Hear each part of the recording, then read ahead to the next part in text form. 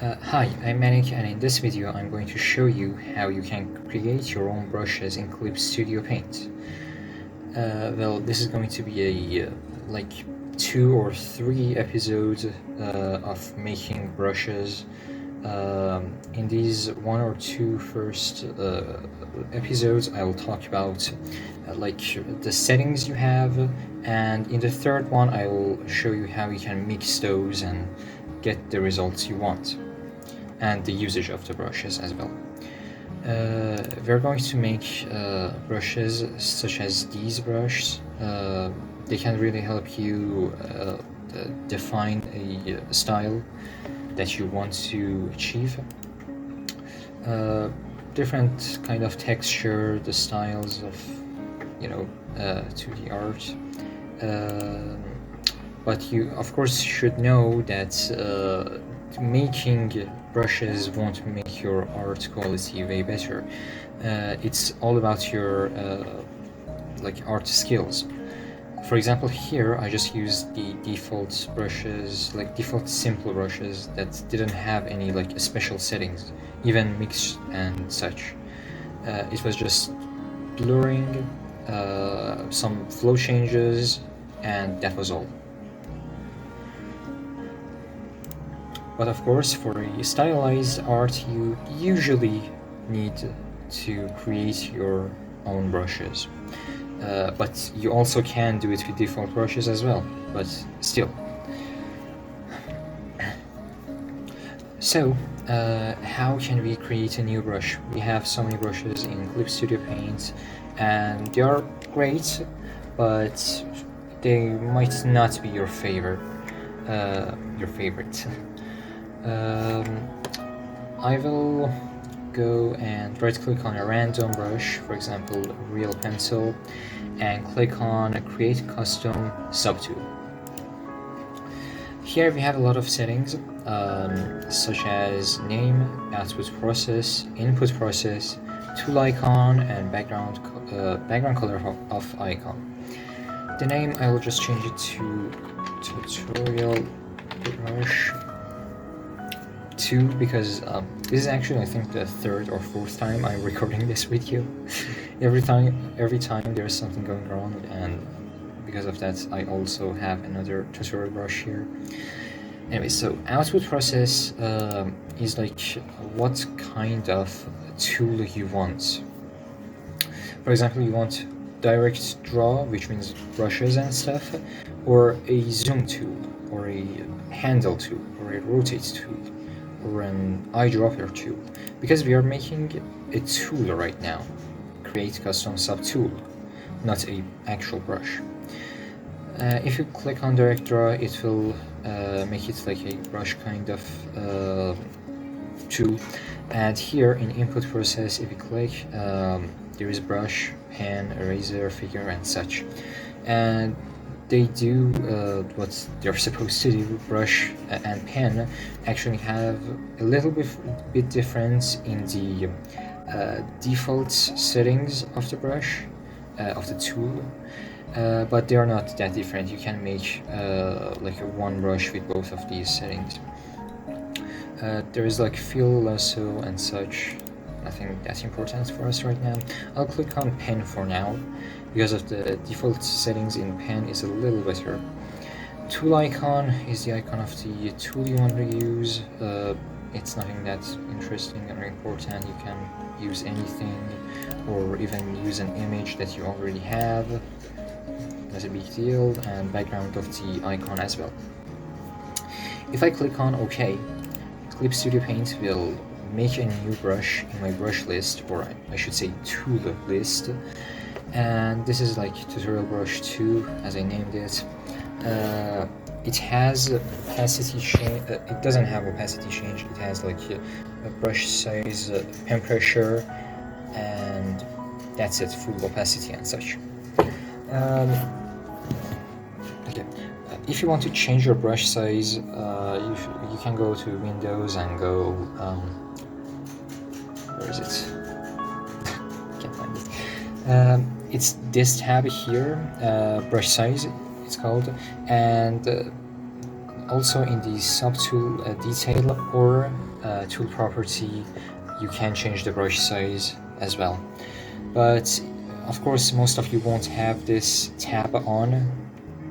So yeah, let me just start from here. Okay, tool property is a kind of quick access of your brush settings. You can change them from here easily. But if you want to really make an actual brush or edit a brush heavily, like the mixture and such, you should go here. If you click on this, there are many tabs and like options and tools and such that you can choose from and change your brush to the way you want. Okay, at first I'll just change the size. It's from here or even from here. I can change the size easily. There is a specify by size on screen. This option is, and I don't find it useful to be honest, but some of you might need it. When it's off, your canvas size is controlling your brush size. For example, if I have that off and I draw, it will draw like that. And if I zoom in, the size haven't changed that much. It's just the pressure that it's controlling it right now. But my base base size is still the same, as you can see. But if I go and click on a specify by size on screen, then it will change the brush size by how zoomed out the screen is. It won't follow the canvas. For example, if I draw, I can draw like this from zoomed out view, and from zoomed in view, I can draw like this. Even with highest and lowest pen pressures or same pressures, it's still the same. Then we have at least 1 pixel, which helps you to have your brushes in like at least 1 pixel. Sometimes brushes and brush textures will get too small, whether it's because of the pressure or such. It can become less than 1 pixel. But this option will help you to keep that in 1 pixel. Like now you can see I turned that off, and because of the pen pressure I had, I could go less than 1 pixel, and because of that you see how weird this looks. But here that it was on, it's actually better. Okay, for now I will keep at least 1 pixel off because I don't need it, but it doesn't really change anything that much if you have big size brushes. It might be important for people that do pixel art. That is actually important, I'm sure. There's also anti-aliasing, which I will talk about. That is also important for people who are going to do pixel arts. Okay, so now how we can turn off pen pressure or just change it or use tilt and such. If you go here, if you click on this option, this window will pop out that it has options such pen pressure, tilt, velocity, and random. Pen pressure is on by default. If I turn it off, there's no pressure control. If I turn it on, it's based on the pressure I put. Well, now if I put more pressure, it's bigger, and if I put less pressure, it's smaller. But what if I didn't want that? I wanted to like do it backwards. If I go here, there is a pen pressure settings. It's a kind of graph that controls how much output you're going to have for how much pressure. For example, let's say on 50% pressure, which is here, this line, I want to have let's say maximum brush size. And if I now do that, if I put like 50% of my pressure, I can get the maximum size instead of 100% of my pressure. Or backwards, I don't like this. You can play with it and see what you really want. You can make it backwards like this.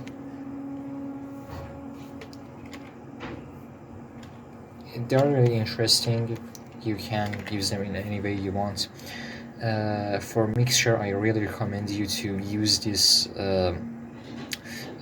you know, pressure graph and change the way it works. It will be useful. I'll talk about it. Okay, so also now we have tilt. I turned off pen pressure for now, but now that we have tilt, my brush size is changing from the tilt of my my pen tablet. Like if I rotate my hand to the side, it will be bigger. If I rotate it back where it was, it's small. And if I rotate it to like left, let's say, it's big again. Left, up, down, right, it doesn't matter. It's just that the orientation, the rotation of the pen is changing the size. Also, the graph is like this, and maximum value is 500 and minimum is 100. You can change that to a smaller size. You can do anything with it. You can change also the graph here, the tilt graph. But I don't find tilt that useful, to be honest, but it is sometimes useful. Some of you might need it. So now let's talk about velocity. Velocity controls your brush size or the output by the velocity of your hand movements. For example, if I turn it on, if I move slowly, the size is still the same, it's the maximum big. But if I move fast, it will get smaller. It's really interesting and useful for such a style, for, I don't know, ink and such. I sometimes turn this on. You can change the minimum value, and it doesn't have any graph for that. And now we have random, which is obviously it will change the size randomly. It doesn't have any like special base. It has like minimum value that you can change, and that's it. I don't use it that much, but as I said, that much. You can mix these and have your own brush, and well, it's not your own brush. You can play around with them and like find new stuff, but for now the brush size is this. Now we have ink. Here we have like opacity control and the mixture, and also blending mode. I won't talk about mixture today. I will talk about it in the next video. If we change the opacity, it will change the opacity, or as I should say, transparency of the brush stroke. You can see, and if I like draw them on each other, they will overlay each other, and it will make the transparency more. And it has, of course, pen pressure control. If I go here, turn it on, I have control over the opacity of the brush I'm using. And there's also tilt, velocity, random, you know, the same stuff. Then there is also blending mode. Blending modes are like blending modes in creating a layer. There's normal, dark and multiply, color burn, color dodge, glow dodge, screen, add glow, and such. For example, I don't know, I will have a blue dot here, blue circle here, and if I like, I don't know, do, let's say, multiply. Multiply is used to make like a brush stroke or color or a layer like darker than what it is, and it will mix itself with the layer or the colors below it. For example, I'll use this, and now you can see that blue is actually getting darker. And the reason when I'm like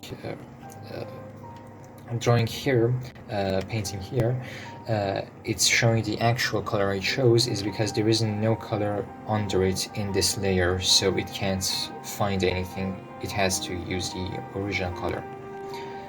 But yeah, for example, it does that. I can change it to screen. It will make it brighter, and color dodge kind of the same, and other blending modes that you can try yourself. You can also try color, for example, which is kind of important. Sometimes you might not have the result you want in the colors, and you can just use this instead. Then we just turn this off. I talked about this part. We had opacity. I myself used to like change this a little bit. For example, I'll make the graph like this. So I would use less pressure to have a better output. I'll also turn on pen pressure for now.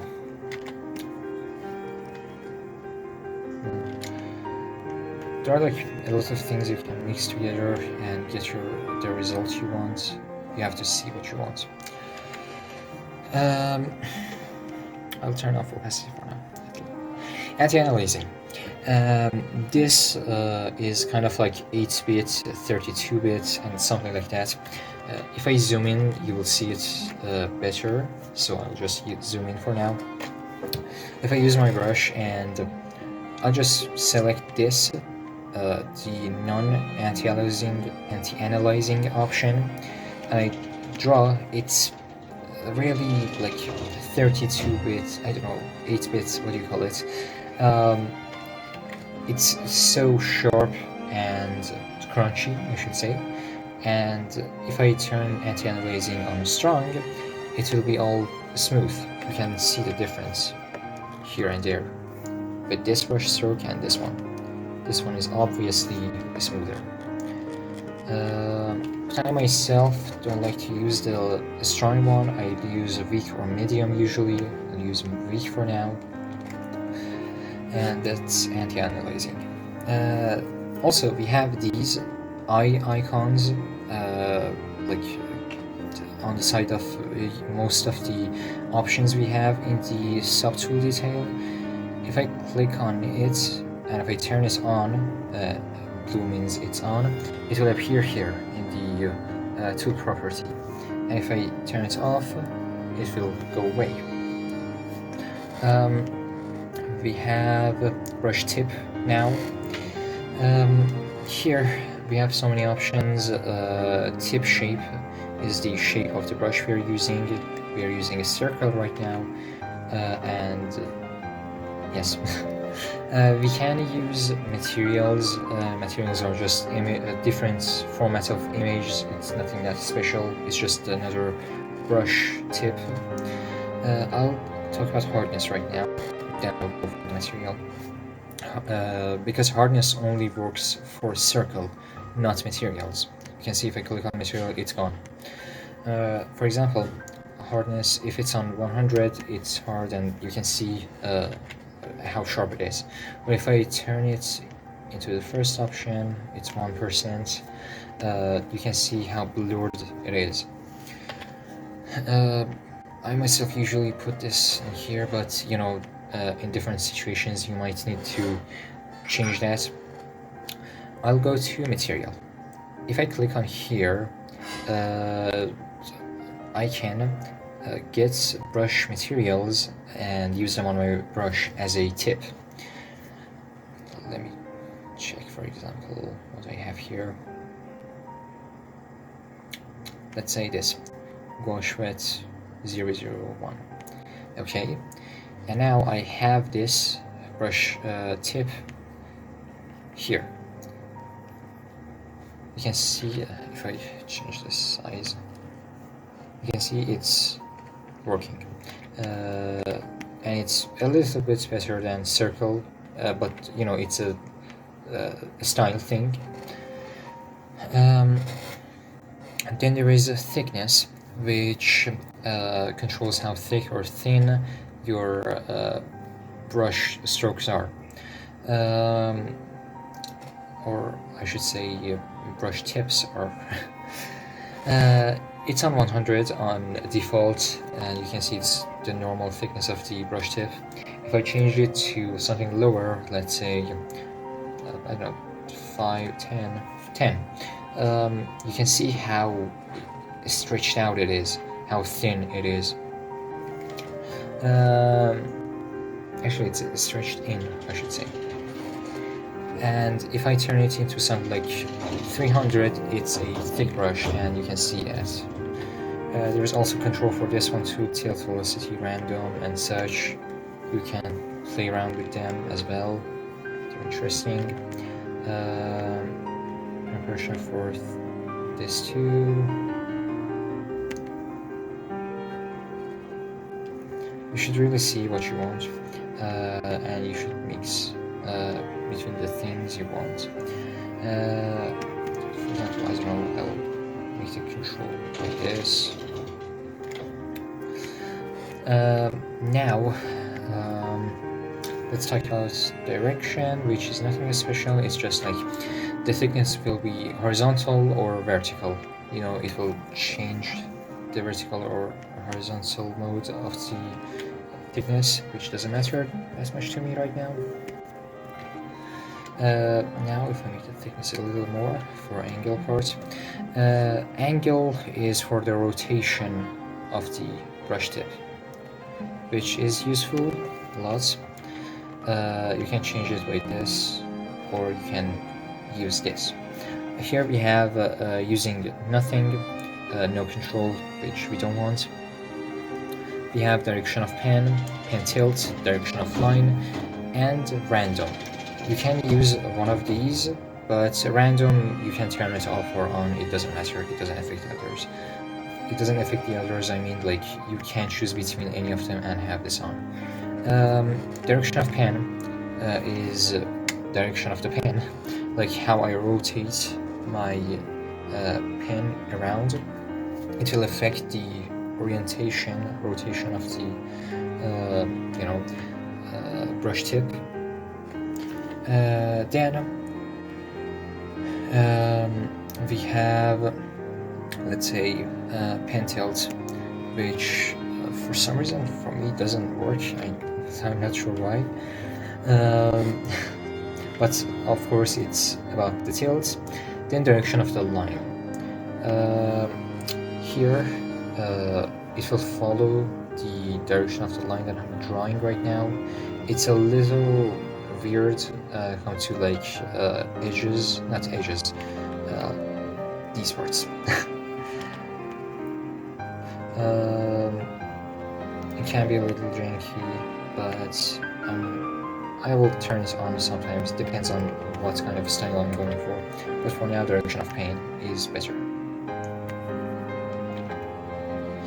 And now we have flip horizontal. If you flip it horizontal, we have flip and random. It's really useful. You can, like, it seems like it has a texture right now, but it doesn't actually.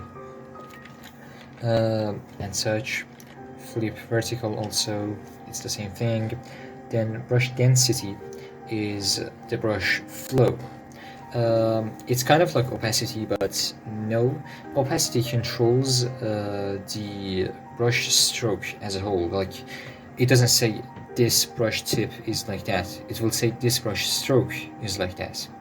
It will control it like that. But brush density is like, it will change the brush tip's transparency.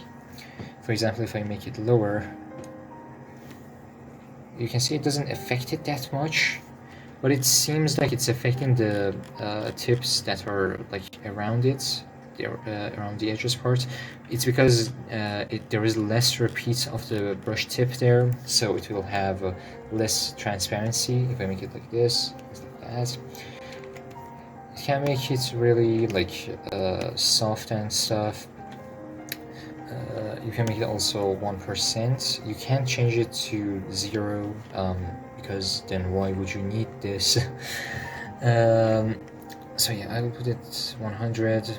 There's also adjust brush density by gap. It's by the gap between them, Sometimes you can get really smooth stuff. I remember I used this a lot for mixtures. They help a lot to make them more blurred out. I can control it with pen pressure, like here, but it's not affecting that well. So yeah, now I'm going to talk about gap. Or no, let's talk about spraying effects. Spraying, you know, you turn it on and it's like spraying the brush tip around. You can change the particle size and density and the division, and also the direction. Particle size is of course the size of the particles that it's making, and there is one thing called it's called brush size. It means it will follow the brush size. Like if I make it smaller, they are also becoming smaller. If I'm making it bigger, they are also becoming bigger. I will put something like this. Okay, or this. And you can see how it's doing this. And the smaller is kind of the same size. But if I don't have this on, which I recommend you to have it on, if I draw like this, it's like that. But if I draw with a bigger brush size, it will be like this. The particle sizes are not changing, and it's not what I want myself.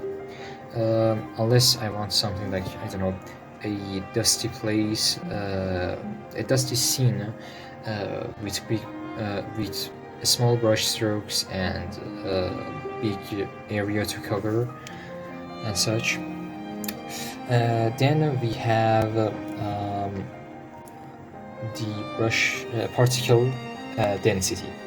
It will change how many sprays are in each, I don't know, brush tips. I'm not sure what to call it, but it will change the density. You know, more density, less density. That's all. Also, there is pen pressure for it as well. You can make it like this and control it by your pressure and such.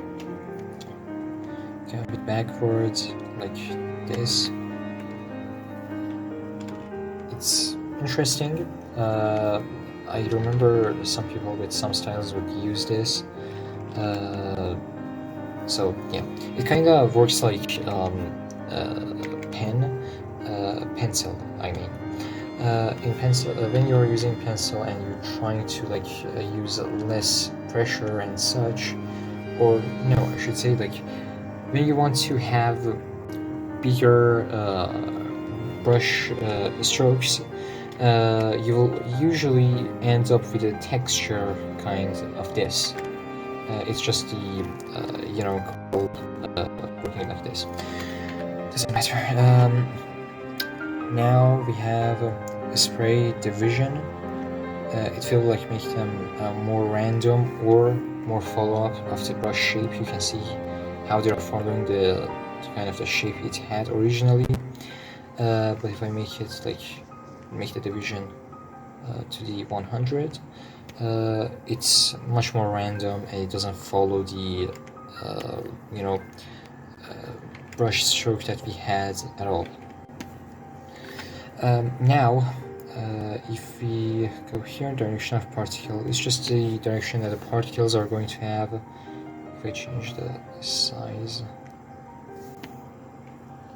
you can see they're like that. But if I do this, if we do this, now they're horizontal and vertical.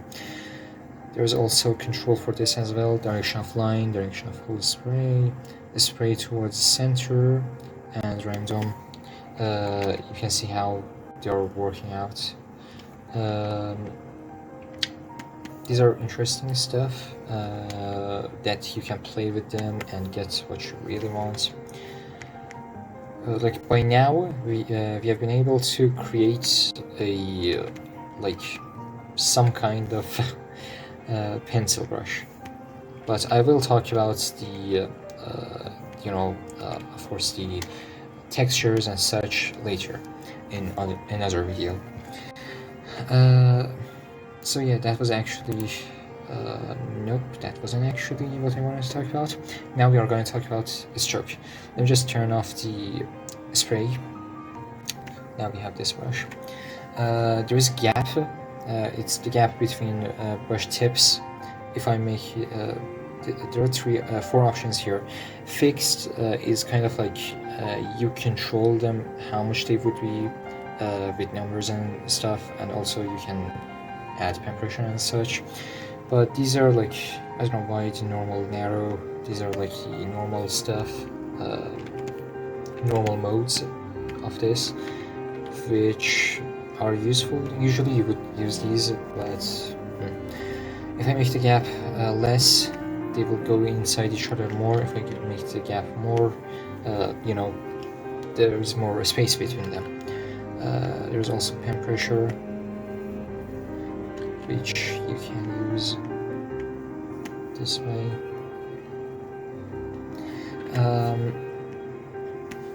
It's some useful stuff. Play around with them and you'll see what you want. Now, let me just turn it into this. It's okay. There is a continuous spraying.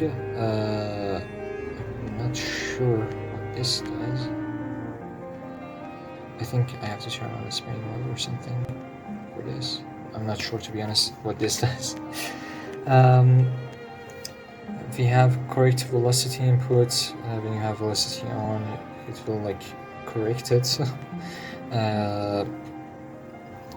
I haven't turned it off at all in my life, and I don't know what it does and doesn't. So yeah, it just does it better. It will control the velocity better.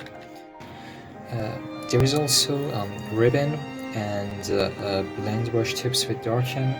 I'm not sure what these do. I have never used these, but I think ribbon and stuff are about you know, the material brushes that some people use, not the material that you use for brush tip. There are some material brushes that they're like copying one image or something. For example, let's say some flowers and such. I think it's useful for those stuff. It will connect them or something. Nothing useful for me, so sorry, I don't know. So yeah, we talked about brush size, ink, only the opacity and blending mode, anti-analyzing, brush tip, spraying effect, and the stroke. I will talk about these in another video. The other ones, I mean, I'll talk about the other ones in another video, hopefully. And yeah, thanks for watching. See you all. Just a small thing after the whole tutorial video. Just want to say I tried to make this tutorial way better than the other one I made. You know, the porting to Maya tutorial video. I hope this one was better. The last one, I didn't even know that my mouse was like invisible in the whole video. I rewatched it and then I saw it was like that, and so yeah. I didn't want to redo the whole 14 minutes of working with Maya to port a single model. So overall, I'll try my best to improve the videos. I know they are really in a bad quality, but I'll try my best. Also, yeah, the audio quality have changed from the last video. The last video I used my headphones, you know, microphone, but my phone's microphone, which I'm using now, is actually better. That was actually surprising to me. I didn't know that. So yeah, I also wanted to know if I should upload my unfinished works, or you know, random works that I never uploaded on my Twitter, or my YouTube, or even Twitter.